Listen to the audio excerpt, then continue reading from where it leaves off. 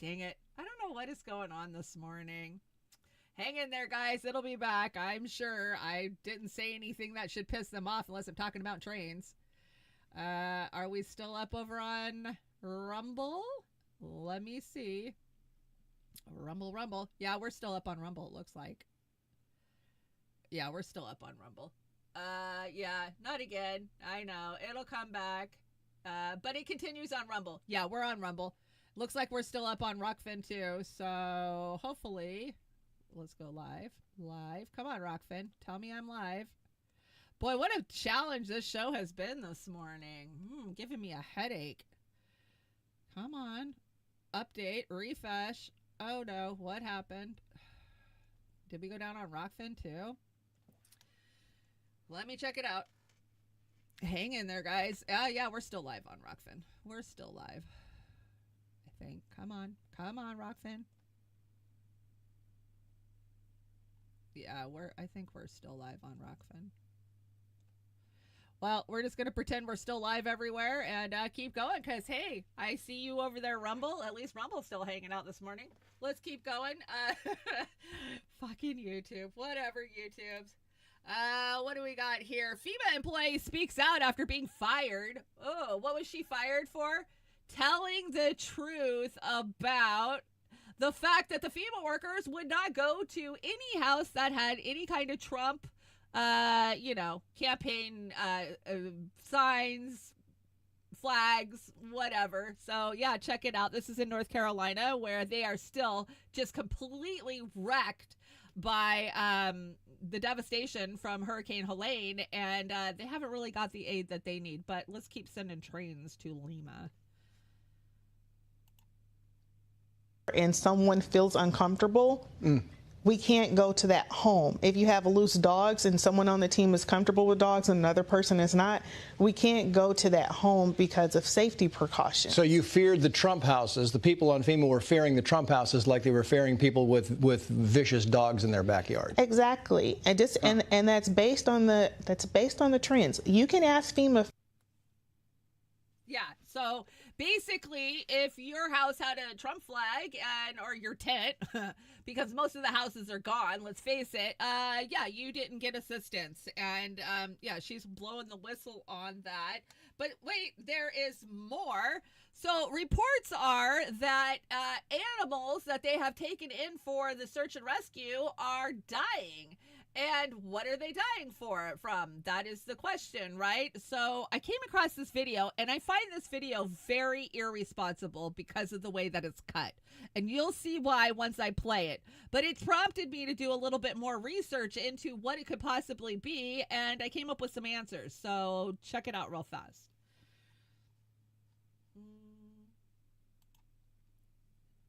We deployed Grindstone Ministries for the 46th time to your neck of the woods, eastern Tennessee, western North Carolina, with the expectation that, it's a hurricane. We do hurricanes, no big deal. Bring me skid steers and track hose and chainsaws and bottled water and food, and we'll handle this.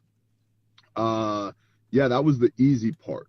It has been unlike any other deployment we've ever been on, absolutely unprecedented.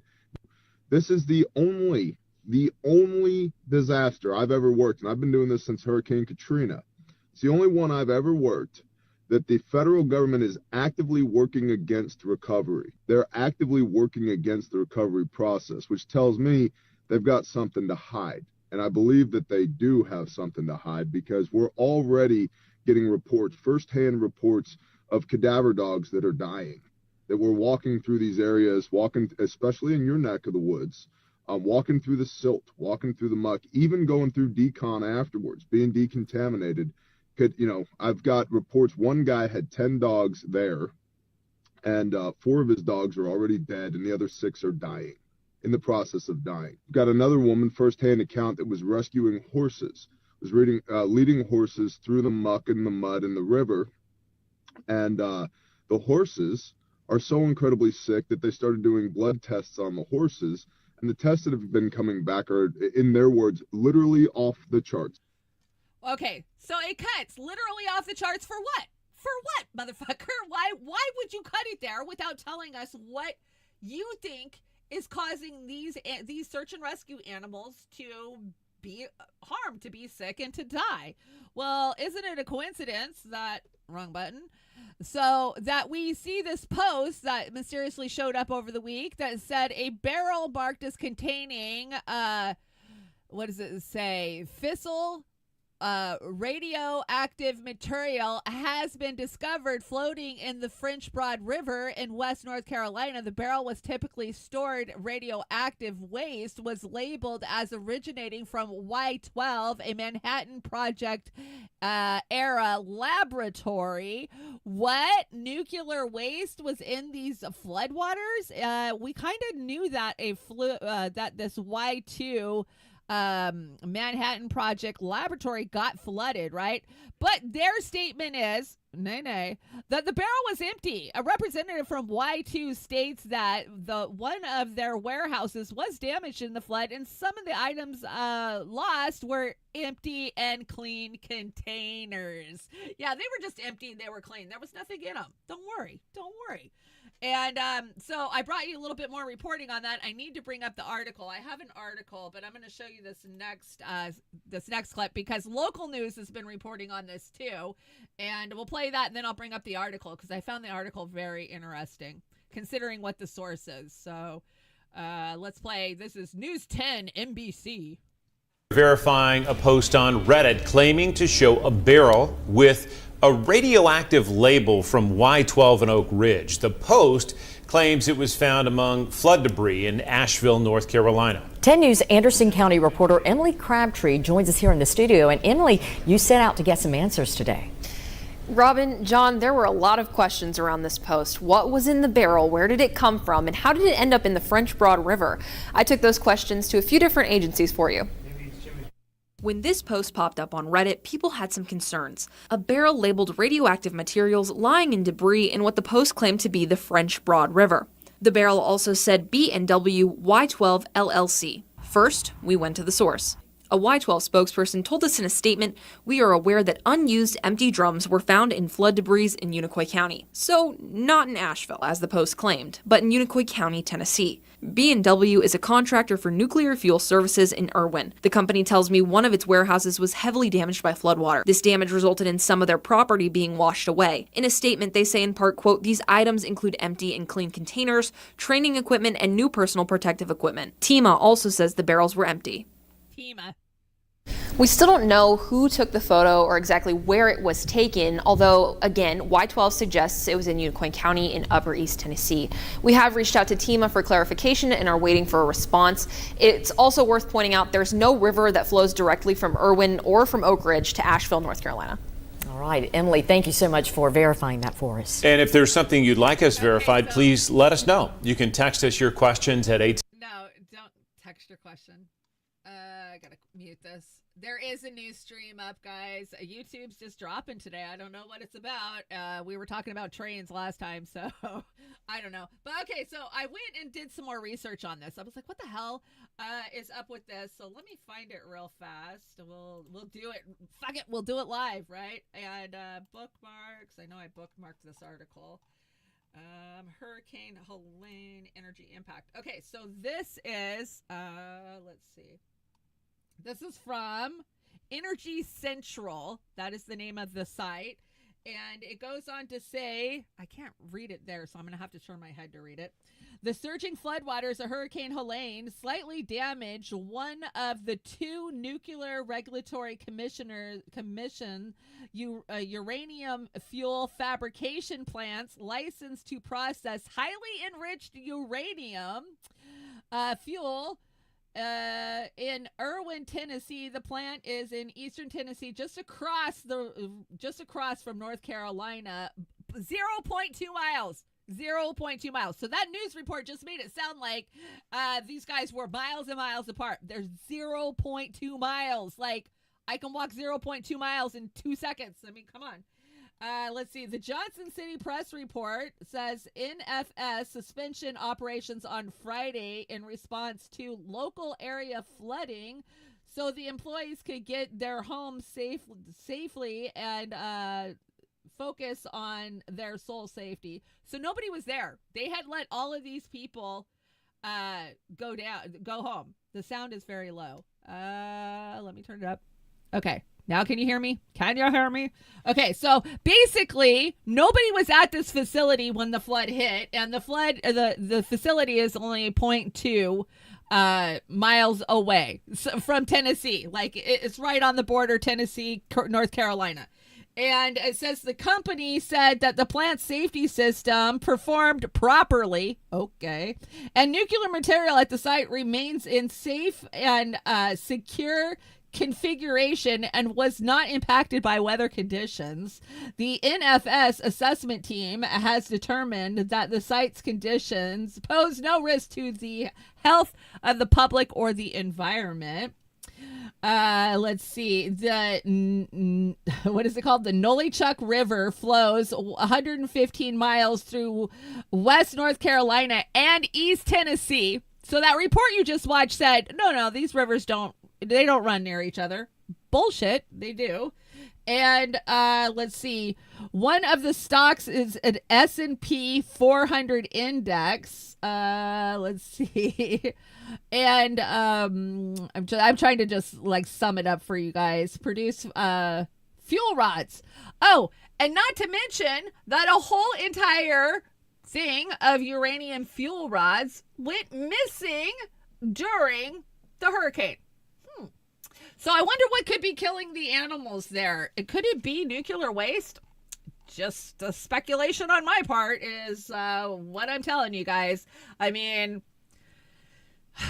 this is terrible. This is freaking terrible. So I was watching, I didn't bring the video because it was over on TikTok, but one of the search and rescue teams that's still there, they're saying the number of those that were, killed is in the thousands, and that there's still 570 people that are just absolutely just missing, gone off the planet. Those are more accurate numbers than the numbers that we've been given in the mainstream media.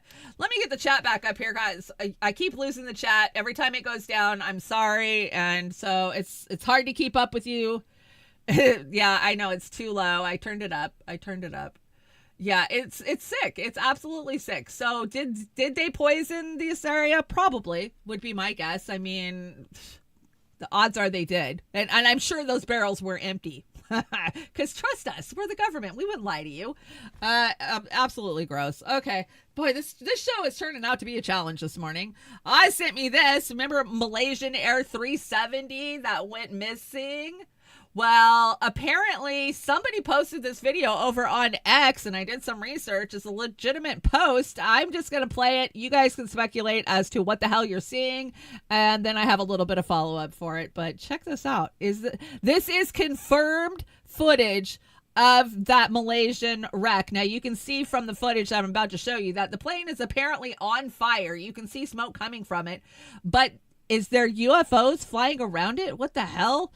I don't know. Oz sent this to me. Crazy.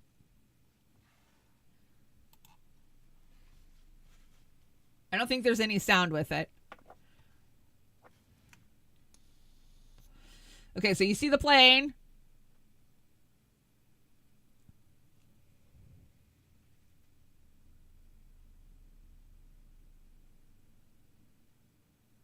See, there's little white things kind of circle around it.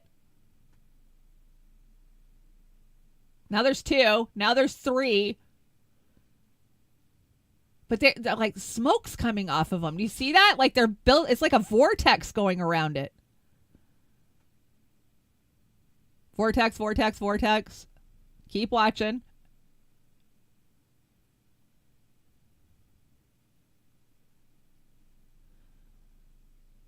Now these are multiple satellite shots.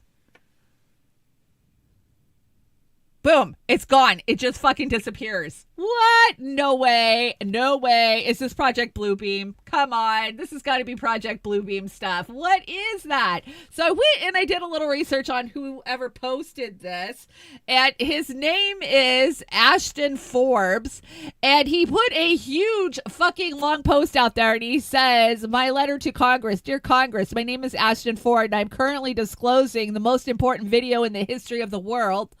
All all of this information is publicly available. I would like to state that I have a top secret U.S. government clearance as a part of my job as a subcontractor. My job has nothing to do with this with the advanced technology.